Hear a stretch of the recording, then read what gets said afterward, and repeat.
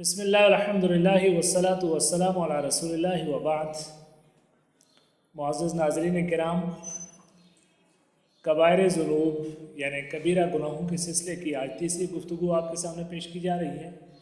اس گفتگو کی پہلی قسط میں آپ کے سامنے کبیرہ گناہوں کے سلسلے میں تمہیدی گفتگو کی گئی کہ کبیرہ گناہ کسے کہتے ہیں، اور پھر اس کے بعد دوسری قسط میں گناہوں کے اس سلسلے کا سب سے بڑا گناہ اور روئے زمین پر بنو آدم کے ذریعے کیا جانے والا سب سے بڑا گناہ شرک، اس کے حوالے سے گفتگو کی گئی۔ اور اس کے سلسلے میں اس تمہیدی گفتگو میں وہ تمام کتاب و سنت کی نصوص آپ کے سامنے پیش کی گئی کہ وہ کون سا گناہ ہے کہ جو بنو آدم کے ذریعے کیا گیا سب سے بڑا گناہ ہے کہ جس کا کرنے والا ملت اسلامیہ سے خارج ہے اور خالد مخلد فی النار ہے، یعنی ہمیشہ کے لیے جہنم میں جانے والا ہے۔ اب آپ تصور کیجئے کہ جتنے بھی گناہ ہیں کبیرہ گناہ، ان کے کرنے والے کے سلسلے میں اہل سنت والجماعت کا صحیح عقیدہ یہ ہے کہ وہ خالد مخلد فی النار نہیں ہیں، وہ ہمیشہ جہنم میں جانے والے نہیں ہیں، ہمیشہ کے لیے جہنم میں رہنے والے نہیں ہیں، اور وہ اللہ تعالیٰ کی مشیت کے تحت ہیں کہ اللہ چاہے تو ان کو بخش دے اور چاہے تو ان کو عذاب دے، یا عذاب کی مقررہ مدت پورا کرنے کے بعد ان کے ایمان کی وجہ سے ان کو بخش دے۔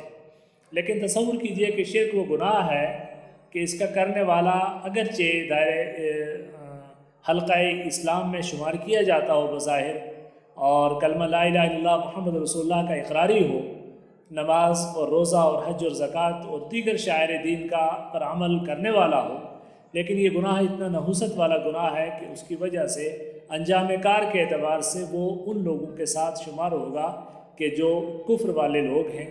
اس لیے یہ مخرج من الملہ ہے، ملت اسلامیہ سے انسان کو خارج کر دینے والا ہے۔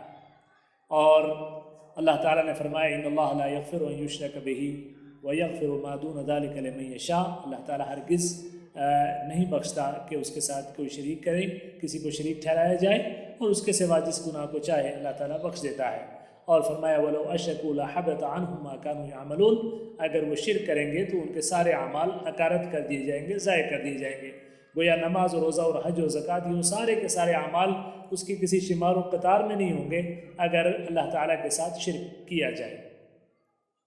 تو یہ تمہیدی گفتگو تھی جس کا کوئی خلاصہ میں نے آپ کے سامنے پیش کیا کہ جو پچھلی قسط میں کی گئی۔ لیکن سوال یہ پیدا ہوتا ہے کہ شرک کے سلسلے میں اتنے ساری قرآن کریم کی نصوص اور اسلامی عقیدے کی یہ بنیاد اور عقیدہ توحید کے منافی یہ وہ عمل کہ جس کے بارے میں ہر مسلمان جانتا ہے، اس کے باوجود امت شرک میں اس قدر پڑی ہوئی ہے، وہ کیا اسباب ہیں کہ امت اتنے بڑے مغالطے کی شکار ہے؟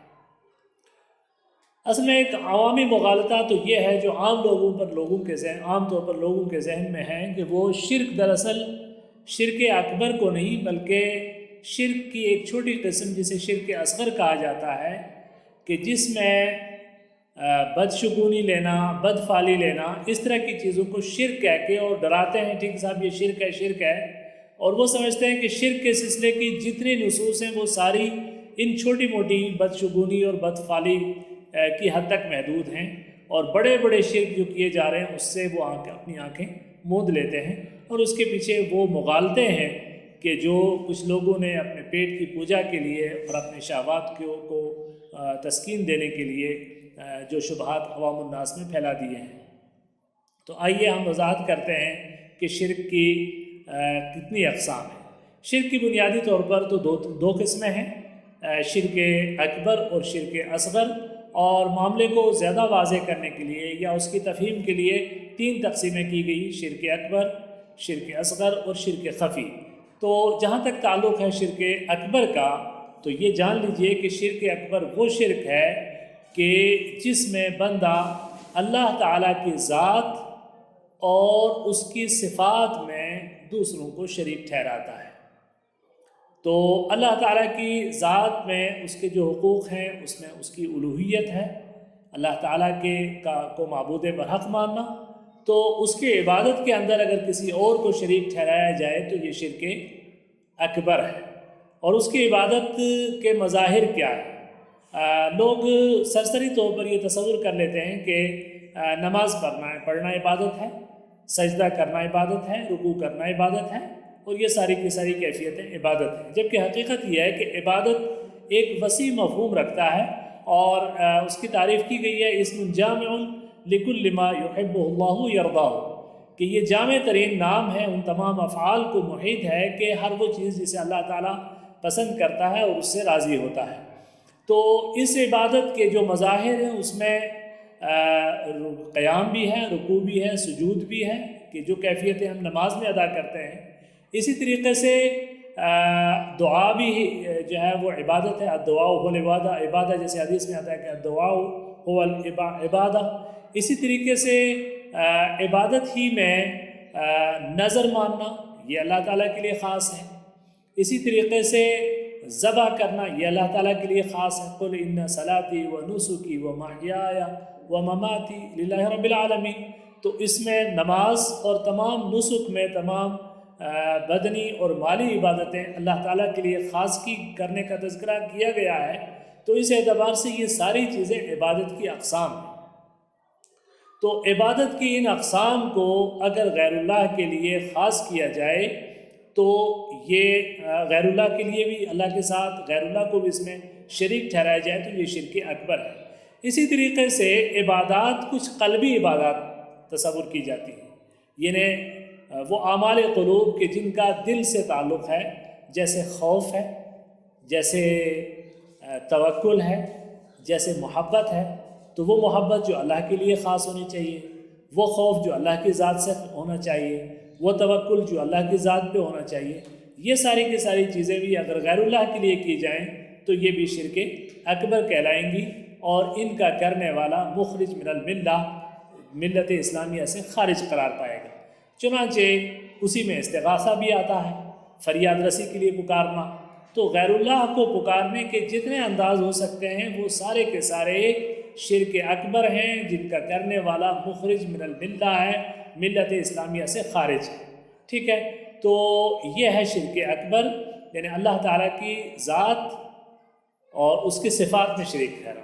और अल्लाह की सिफ़ात में क्या है? अल्लाह खालिक है, अल्लाह पैदा करने वाला है। अगर किसी गैर को ये तसव्वुर किया जाए कि अल्लाह की सिफ़त खल्क़ में वो भी शरीक है और उससे बेटे की मुराद मांगी जाए, बच्चे की मुराद मांगी जाए, ये शिर्क है।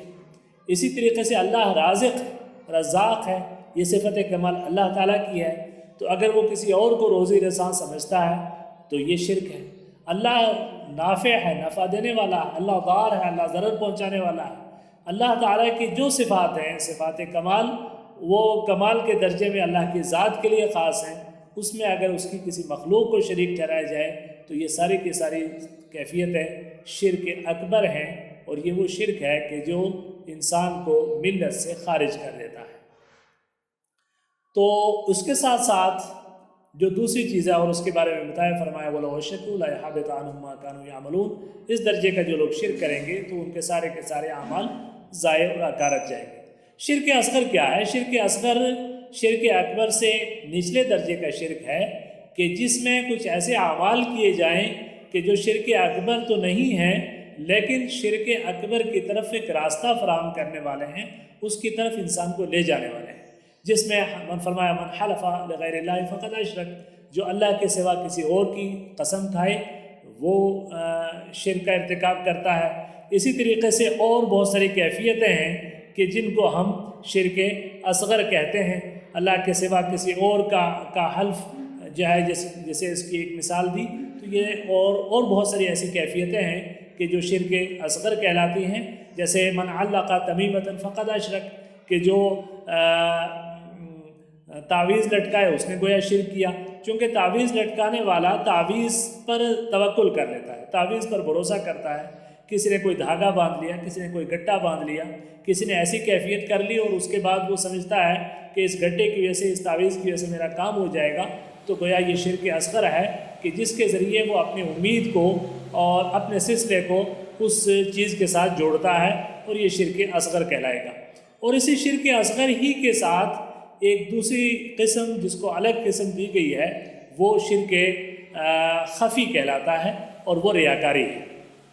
चुनांचे हज़रत महमूद इब्न लबीद रज़ी अल्लाह तआला अन्हु की मशहूर रिवायत है कि जिसमें रसूल करीम सल्लल्लाहु अलैहि वसल्लम ने फरमाया अख़फ़ु मा अख़ाफ़ु अलैहि मिन उम्मती अश्शिरकुल असग़र अर्रिया। और इसमें अल्लाह के रसूल सल्लल्लाहु अलैहि वसल्लम ने इस शिरक असग़र को रियाकारी को शिरक असग़र कहा है। वो क्या है कि आदमी अपने अमाल के सिलसिले में दूसरों को शरीक ठहराए, दूसरों को दिखावा उसका मकसूद हो, यानी उनकी रज़ामंदी चाहता हो, उनकी खुशी चाहता हो, वो चाहता हो कि लोग उसके अमल को देखें, उसकी तारीफ़ करें, उसको तमगुन से नवाजें, उसका तज़किरा अखबारात और रसालों में हो और उसकी जो है उसके नाम के डंके बजें। ये सारी की सारी चीज़ें भी जो है ये शिरक ख़फ़ी है और ये रियाकारी है। और ये वो चीज़ है जिसके बारे में अल्लाह के रसूल सल्लल्लाहु अलैहि वसल्लम ने फरमाया था कि अश्शिरकु अख़फ़ा मिन दबीबिन नम्ल, कि ये वो शिरक है कि जो चींटी के चलने से भी ज़्यादा ख़फ़ी है। जैसे चींटी जब चलती है तो किसी के उसके चलने का एहसास तक नहीं होता। और ये वो शिरक है, ये रियाकारी एक ऐसी बीमारी है कि जिसमें आदमी मुब्तला हो जाता है और उसे उसका एहसास ही नहीं होता। इसलिए इससे भी बचने की कोशिश करनी चाहिए। इसकी मिसाल में बाज़ अहले इल्म ने एक वाक़या बयान किया है किसी अहलुल्लाह का, कि वो नमाज में उनका मामूल था कि वो हमेशा पहले सफ़ में और तकबीर उला के साथ नमाज हमेशा ज़िंदगी भर पढ़ा करते थे। एक बार उनसे किसी वजह से वो उनको ताख़ीर हुई और वो दूसरी रकात में और दूसरे सफ़ में वो नमाज़ पढ़ रहे थे। तो जब वो नमाज उन्हें अपनी मुकम्मल करने के लिए खड़े हुए तो अचानक उनके दिल में यह ख्याल आया कि लोग क्या कहेंगे कि ये जो हमेशा पहली सफ़ में और तकबीर उला के साथ नमाज़ पढ़ता था आज पीछे रह गया। और उसके बाद में जब उस पर गौर किया तो उनको महसूस हुआ कि मेरी ज़िंदगी की सारी इबादतें ज़ाय हो गई, चूँकि मैं तो गोया रियाकारी कर रहा था। आज अगर मैं ताख़ीर से आया हूँ और मुझे ये एहसास सता रहा है कि लोग क्या कहेंगे, इसका मतलब यह है कि मेरी नमाज़ें लोगों के लिए थी। तो चुनांचे ये वो जज्बा है कि जो किसी के अंदर भी आ सकता है। इसीलिए अपनी नीयतों को दुरुस्त किया करें और तअल्लमुन निय्यत फ़इन्नहा निस्फ़ुद्दीन, की नीयतें सीखो, ये निस्फ़ दीन है। और इसीलिए इमाम बुखारी ने अपने सहीह बुखारी की इब्तिदा इसी हदीस से की कि इन्नमल अमालु बिन्नियात, अमाल का दारोमदार नीयतों पर है। तो सबसे पहले नीयतों का इस्तेहज़ार और अपनी नीयतों को खालिस अल्लाह ताला के लिए करना कि उसमें किसी तरह की रियाकारी दर ना आए। और इसीलिए अल्लाह के रसूल सल्लल्लाहु अलैहि वसल्लम ने फरमाया कि वो पहले 3 लोग कि जिनके ज़रिए जहन्नुम को दहकाया जाएगा, उसमें एक बहुत बड़ा सख़ी, एक बहुत बड़ा आलिम और एक बहुत बड़ा मुजाहिद होगा, गाज़ी होगा, कि जिनके जिहाद, जिनके सदक़ात और जिनके इल्म के पीछे मकसद लोगों की वाहवाही लूटना और लोगों की तारीफ़ लूटना है। और उनसे कहा जाएगा कि तुमने जो चाहते थे वो तुम्हें दुनिया में हासिल हो चुका, अब तुम्हारा आखिरत में कोई मकाम नहीं है।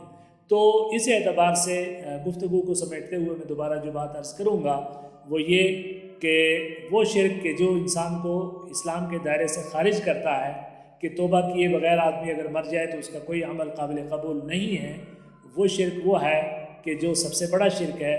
और उसमें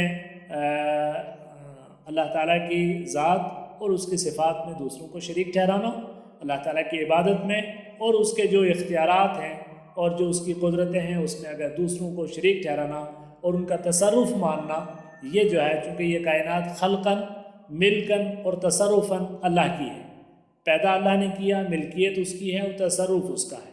तो इसकी पैदाइश में किसी को शरीक ठहराना, इसकी मिल्कियत में किसी को शरीक ठहराना और इसमें तसर्रुफ़ में किसी को शरीक ठहराना, ये शिरक अकबर है और इसका करने वाला मिल्लत इस्लामिया से ख़ारिज है।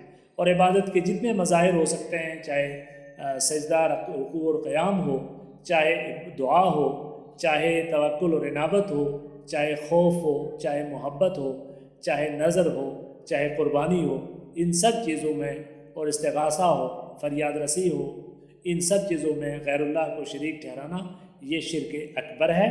और शिरक असग़र ये है कि अल्लाह के, और शिरक असग़र वो शिरक है कि जो शिरक अकबर की तरफ आदमी को उसकी तरफ रास्ता फराहम करता है और उसकी तरफ ले जाता है।